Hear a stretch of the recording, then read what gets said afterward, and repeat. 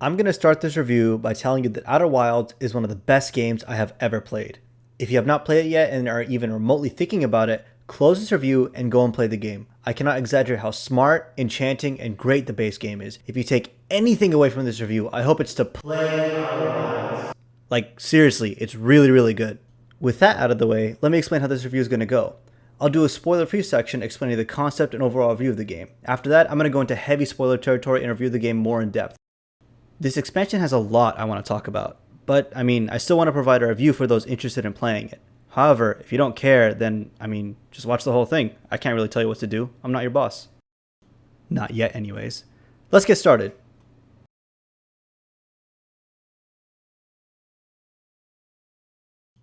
Okay, so where to even begin? Let me just start by saying this DLC is absolutely amazing.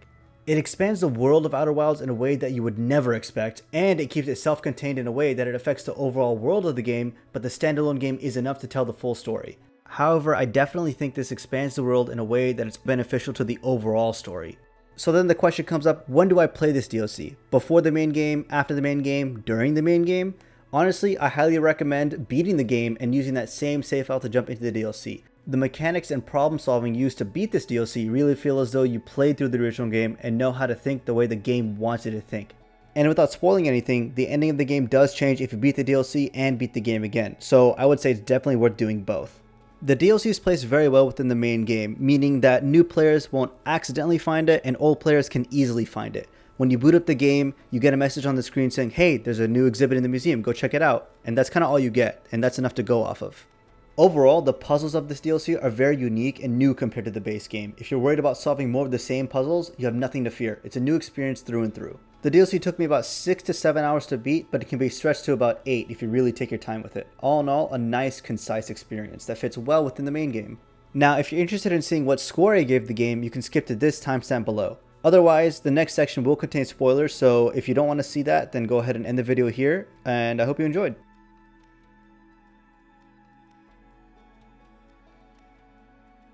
Alrighty, you've been warned. Spoilers in 3, 2, 1. Harry kills Dumbledore.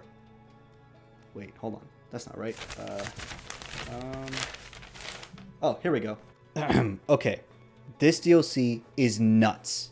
In comparison to the story of the main game, it's really, really good. Let me frame it in a way so that you can see what I mean. I love the main game story. The story of the Nomai in their pursuit of the Eye of the Universe and a way to stop the inevitable. And also your journey and all that, to understand that the inevitable is scary, but it doesn't have to be. Through exploring and trying to do everything the Nomai failed to do, you learn that things must naturally come to an end and not to fear that idea. Instead, embrace it. This DLC really plays into that idea. Instead of being afraid of the eye, you understand that it's only doing what it's supposed to do, and that's okay. You also come to an understanding at the end of the game that all things eventually do have to come to an end, and it is what it is, and to just accept that and move on. And so, the DLC begins. You see there's a new radio tower in Timberhearth, so you go to investigate. Armed with the knowledge of the solar system you have spent so long exploring, you see there's something new here. You see a stranger.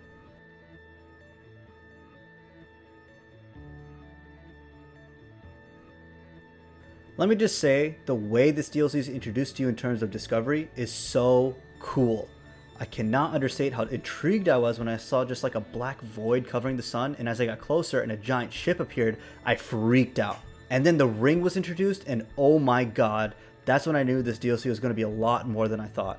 The ring world itself is absolutely amazing. It creates a space where the rules are different, and it would make sense that they are. It's its own contained space, and everything you need is within that space, so you don't have to worry about exploring other planets along with this new one to solve any of the puzzles. It's awesome. The world itself is cool in that you have a limited 22-minute timer you usually do, but also the entire environment changes in the ring world once the dam breaks. Buildings get destroyed, areas become inaccessible, and some areas even get revealed. It has another layer of oh my god, oh no no no kind of feeling, and it's great. The ring world also has a lot to explore, and I really like that. It's not just a series of puzzles and story cutscenes and bam, you're done. No, it's actually a world where people have lived in at a time, and just like the main game with the Nomai, some places in the ring would serve no purpose other than to build the world, and it was great to see that.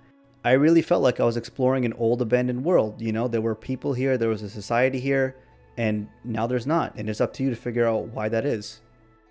The new mechanics that are introduced to you in this DLC are really neat. The slide rule mechanic, the dreaming sequences, and the artifact was super cool. I liked how you are purposely not given full information until you explore the dream world where all the information is perfect. You really have to work to get the story behind the ring, and it feels super satisfying to finally understand everything. The only mechanic that I personally had a problem with was that in some sequences, you're required to be in total darkness. And I mean like pitch black. You wouldn't be able to see anything. Sometimes I would accidentally run into the enemies and have to start that sequence over again. It wasn't too bad, but I did find myself getting kind of annoyed after a little bit, so when I turned that difficulty setting down, then I was able to make that sequence easier.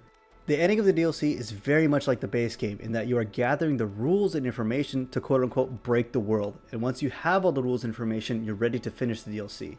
The story of the DLC is incredible. I won't go into a full breakdown, but the gist of it is, it tells a story of a race of aliens that existed before and during the Nomai's existence. It shows their fear of the Eye of the Universe and their rejection of extinction by this entity.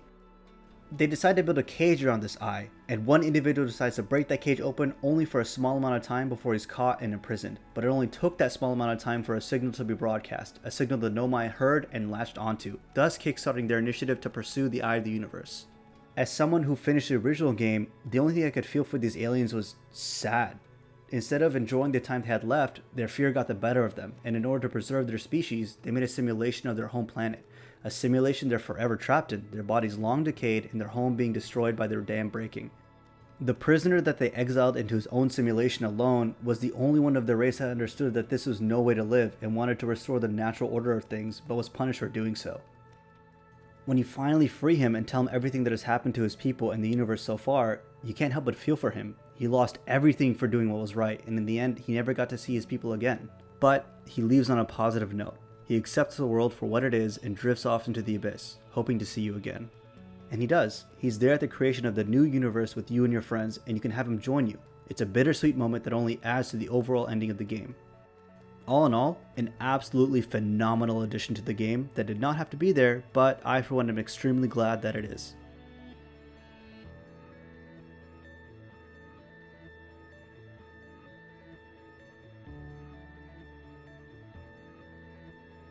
I finished the DLC and honestly, I just really enjoyed it. But then I went back and beat the main game and got the new ending with the new additions and stuff like that, and man, I just enjoyed it so much more. It made the ending hit even harder.